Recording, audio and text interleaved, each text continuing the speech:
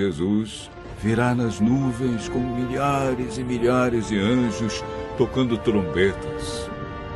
A Bíblia diz que ele vem de maneira visível, literal, e que todo olho o verá. Aprendemos que por ocasião da volta de Jesus haverá 4 classes de pessoas na terra. A primeira é composta pelos justos mortos, que farão parte da primeira ressurreição.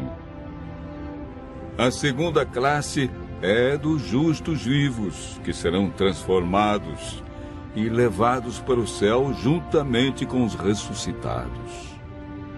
A terceira classe é formada pelos ímpios mortos, que permanecerão na sepultura. A quarta classe é a dos ímpios vivos, que serão mortos pelo resplendor da glória de Cristo.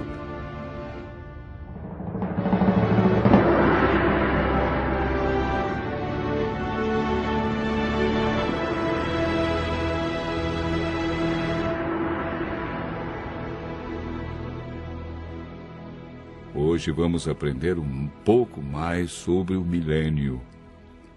A palavra milênio não existe na Bíblia, mas ela significa um período de 1000 anos e aparece 6 vezes em Apocalipse, capítulo 20, versos 1 a 10, referindo-se ao período entre a primeira e a segunda ressurreição. Sabemos que durante esse período os justos estarão com Cristo no céu. O que eles estarão realizando? Como ficará a terra durante os 1000 anos? O que acontecerá no final desse período? Durante o milênio, os salvos participarão do juízo chamado juízo de comprovação. Sobre esse assunto, o apóstolo João escreveu no Apocalipse, capítulo 20, verso 4. Vi também tronos, e nestes sentaram-se aqueles aos quais foi dada a autoridade de julgar.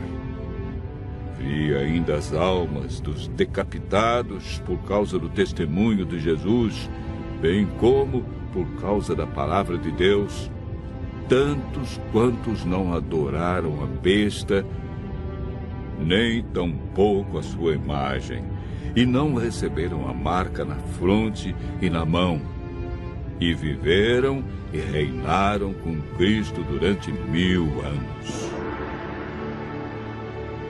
O apóstolo Paulo, em 1 Coríntios, capítulo 6, versos 2 e 3, afirma: Ou não sabeis que os santos hão de julgar o mundo?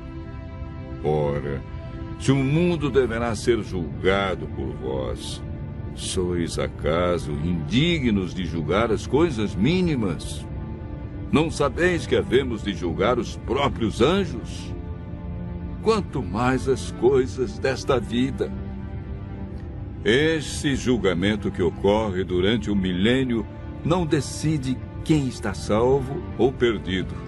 Essa decisão é tomada por Deus, em resposta à aceitação ou rejeição de sua graça, antes da segunda vinda. Todo aquele que não participar da primeira ressurreição não terá parte na vida eterna. Esse julgamento no qual os santos participam tem o propósito de responder a qualquer questão que os justos possam ter sobre a razão pela qual os ímpios se perderam, confirmando o veredito de Deus sobre eles. Enquanto isso ocorre no céu, qual é o cenário aqui na terra? O profeta Jeremias, no capítulo 4, versos 23 a 26, e capítulo 25, verso 33, responde da seguinte maneira: Olhei para a terra, e ei-la sem forma e vazia, para os céus, e não tinham luz. Olhei para os montes, e eis que tremiam, e todos os outeiros estremeciam. Olhei, e eis que não havia homem nenhum, e todas as aves dos céus haviam fugido. Olhei ainda, e eis que a terra fértil era um deserto, e todas as suas cidades estavam derribadas diante do Senhor, diante do furor da sua ira. Os que o Senhor entregar à morte naquele dia se estenderão de uma a outra extremidade da terra. Não serão pranteados, nem recolhidos, nem sepultados. Serão como esterco sobre a face da terra. O milênio é o período em que se cumpre esta profecia, quando a terra ficará sem forma e vazia como um deserto, como um abismo. Não haverá pessoa viva e as cidades estarão todas destruídas diante da vinda de Cristo. A terra ficará cheia de mortos, sem haver quem os sepulte. Estas circunstâncias são as cadeias que prendem Satanás a esta terra, contemplando o resultado da sua obra de morte e destruição, conforme descrito por João em Apocalipse 20, versos 1 a 3. Então vi descer do céu um anjo. Tinha na mão a chave do abismo e uma grande corrente. Ele segurou o dragão, a antiga serpente, que é o diabo, Satanás, e o prendeu por 1000 anos. Fechou e pôs selo sobre ele, para que não mais enganasse as nações, até se completarem os 1000 anos. Depois disto, é necessário que ele seja solto pouco tempo. Após os 1000 anos, ocorre a segunda ressurreição. Farão parte desta ressurreição todos que rejeitaram a Cristo, sua lei e seu plano de salvação. Apocalipse capítulo 20, verso 5, afirma: os restantes dos mortos não reviveram até que se completassem os 1000 anos. Esta é a primeira ressurreição. Eis agora o grande drama do Apocalipse. Acabaram-se os 1000 anos.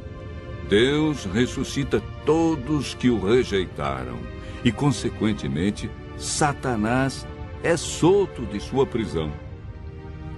Apocalipse capítulo 20, verso 3, diz que, depois disto, ou seja, depois do milênio, é necessário que ele seja solto pouco tempo. Por que pouco tempo? Porque Satanás realizará a sua última obra de engano na terra, preparando um grande exército, tão numeroso que a Bíblia diz que será como a areia do mar, para atacar a cidade santa, a nova Jerusalém, que João viu descer do céu. Esse maravilhoso acontecimento é descrito por João em Apocalipse, capítulo 21, verso 2. Vi também a cidade santa, a nova Jerusalém, que descia do céu, da parte de Deus, ataviada como noiva adornada para o seu esposo. Enquanto isso, Satanás reúne seu grande exército. Ele tem milhões de pessoas que foram ressuscitadas na segunda ressurreição. Apocalipse, capítulo 20, verso 9, diz: marcharam então pela superfície da terra e sitiaram o acampamento dos santos e a cidade querida. Desceu, porém, fogo do céu e os consumiu. O fogo que destruirá Satanás e os ímpios purificará a terra da poluição do pecado. Deus banirá para sempre a tristeza, a dor e a morte. Os justos, então, receberão as boas-vindas para o seu novo e eterno lar. nunca mais pecado, e nem pecadores, dor, sofrimento ou morte. Continue ouvindo a voz de Deus e se preparando para um novo céu e nova terra,